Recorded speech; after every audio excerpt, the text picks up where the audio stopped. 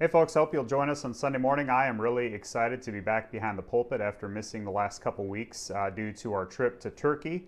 And also excited to get back into Genesis. We're going to be in Genesis chapter 21 on Sunday, so I want to encourage you to read that chapter before we gather together at 9 o'clock for our prayer gathering, 9:30 for family groups for all ages, and then of course at 10:40 for our worship celebration. And we'll go through that chapter during the worship service, talking about the keeper of promises. Of course, God being the ultimate keeper of promises. Despite all of our failures, all of our struggles, all the ways that we fall short, God never fails to keep his promises. And so we're gonna look at that on Sunday and talk about how, because of that, because God is a keeper of promises like no one else, our hope should be in him. We so often try to put our hope in other things in this world, and yet our hope should be in him. And when we look at Genesis 21 and we see that incredible story of the birth of Isaac, this incredible story, 100-year-old Abraham and 90-year-old Sarah, and they give birth. Sarah gives birth to a newborn baby at 90 years old, and God keeps his promise to make it clear that only he could do such an incredible thing.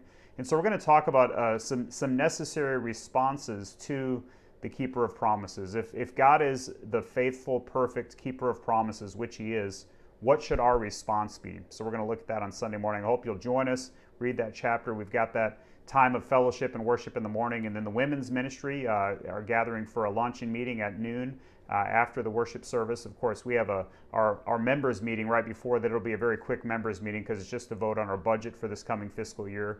So that'll be at right after the service, women's ministry lunch, and then of course after that, in the evening, we have our Trail Life meeting. So for boys, elementary and middle school and high school, that's in the evening. So looking forward to this time with you on Sunday morning. Let's spread the word. Let's invite our unchurched friends. Let's gather together for fellowship and worship, and let's trust the keeper of promises.